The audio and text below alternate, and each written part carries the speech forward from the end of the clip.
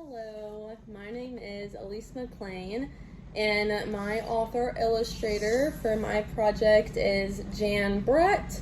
So I'm just going to hop right into it.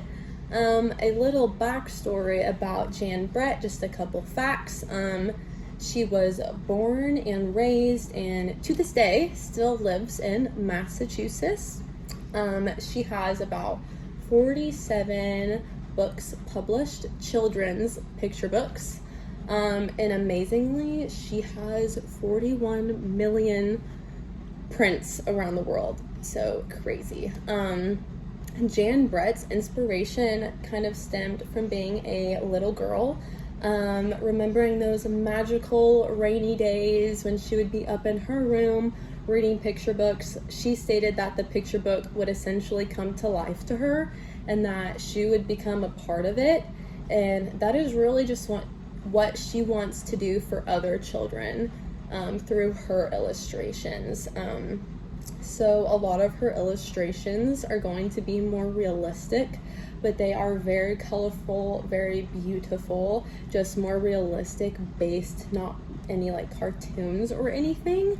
The reason why she goes towards realistic illustrations is because her storylines and her illustrations are based off of her travels. So she is incorporating the places she has been, and then those different places, cultures, she incorporates their cultural elements, the animals that they have in that location. 3 of the main places and locations that she incorporates is Norway, China, and Switzerland.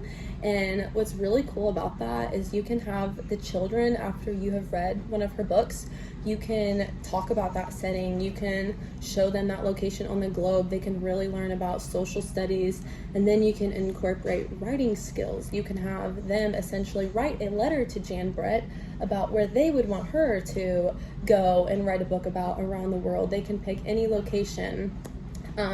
So yeah, she is just more of a realistic illustrator, but you do have to look out for how she does incorporate her cultural elements. Debbie Reese is the critique for this author. She just states that Jan Brett may be miseducated and misuses those cultural elements. For example, she has a polar bear wearing Native American clothing, and so that is just something to look out in your classroom for your students, for your opinion.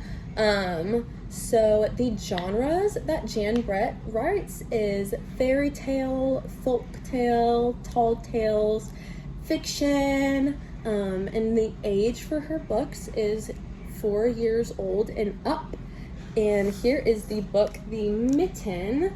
So like I said, it is realistic, and what's really awesome is you can incorporate so many activities. You can do vocabulary, learning about animals, migration, hibernation, habitats, writing skills, sequencing. You can incorporate foreshadowing or introduce foreshadowing to your students from Jan Brett because of her borders in her story. She does not want students to feel anxious or be so focused on what's going to happen next on the next page. So she puts a little border for foreshadowing so they can see a little insight of what's going to happen on the next page. So that's awesome. She does all of her illustrations with watercolor. It could take her an hour to do like an inch, but there are just so many different activities you can do, and you can really manipulate these activities and do them for older children, like different vocabulary, different writing skills, different reflections. So like for younger kids, it would probably be more coloring and more fun activities, but you can really pull out very effective and efficient activities for the older kids. That's going to build necessary skills like vocabulary, sequencing, settings, themes, all that stuff. But here is just a little example about her foreshadowing. So there is a tree trunk on that page, and the next page, the skunk is behind the big tree. So you know there's going to be something about a big tree.